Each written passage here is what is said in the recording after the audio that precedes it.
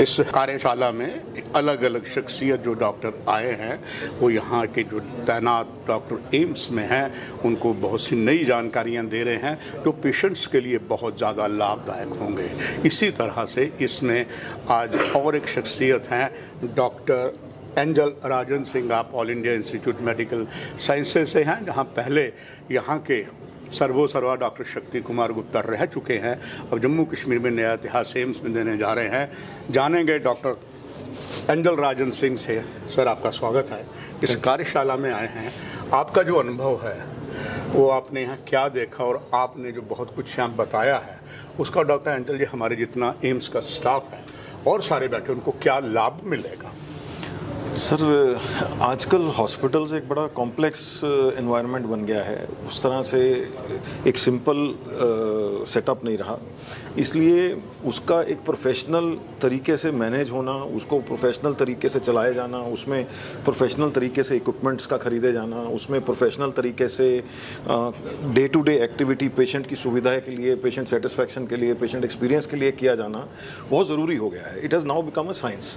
तो ये प्रोग्राम उस साइंस की तरफ डॉक्टर्स को एक्सपोज करने के लिए एक बहुत इम्पॉर्टेंट प्रोग्राम है, बिकॉज ये चीज़ों के ऊपर उनकी ट्रेनिंग्स जो मेडिकल फील्ड की ट्रेनिंग होती है उसमें इसका फोकस नहीं रहता है। डॉक्टर एंजल जी, खास करके अब अगर जम्मू कश्मीर की बात करें, यहाँ मिलिटेंसी से इतने लोग नहीं मरे जितने एक्सीडेंट से मरे हैं, और जम्मू में बड़ा ज़बरदस्त एक अभाव रहा एम्बुलेंसेस का।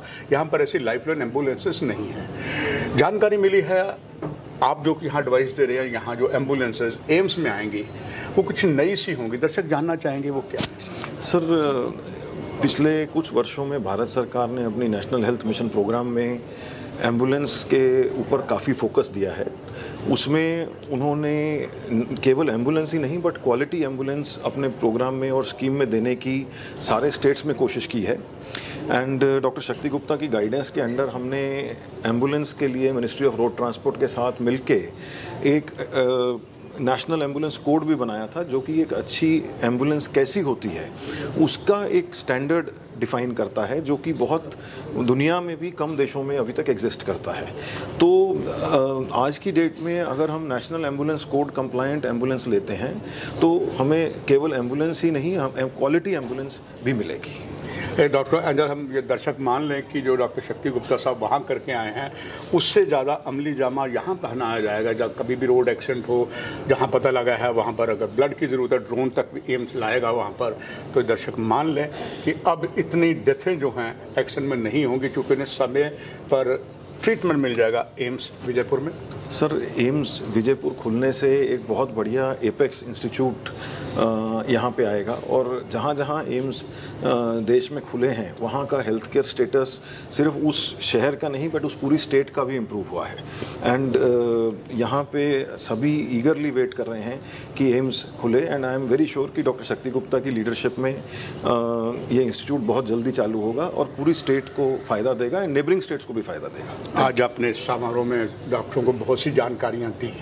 डॉक्टरों को लिए एक संदेश और देशवासियों को लिए एम्स जम्मू के लिए संदेश। सर, डॉक्टर्स के लिए तो सबसे इम्पॉर्टेंट संदेश हम सारों के लिए, मैं भी एक डॉक्टर हूँ तो हम सारों के लिए यही है कि हमें सारी ज़िंदगी सीखते रहना है, एंड तभी हम समय के साथ बदल पाएंगे और समय के साथ आगे बढ़ पाएंगे। एंड देश के लिए यही है कि हमारा देश आज की डेट में बहुत तरक्की कर रहा है, उन्नति कर रहा है, सेहत में बहुत ज़्यादा फोकस आ गया है। एंड मेरा सारे देशवासियों से यही वो रहेगा कि वो भारत सरकार की जो आयुष्मान भारत स्कीम है और बाकी की जो लेटेस्ट अभी आयुष्मान भारत उसमें लॉन्च किया गया है, उसका ज़्यादा से ज़्यादा फ़ायदा उठा के अपनी सेहत को बेटर करने की कोशिश करें।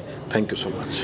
आपसे बात करके मुझे यही लगा कि दुख भरे दिन बीते रहे भैया, अब दिन अच्छे आए हैं। एम्स में बहुत इलाज होगा। आपका बहुत धन्यवाद। दर्शकों, आपसे भी इजाज़त। नमस्कार। Thank you.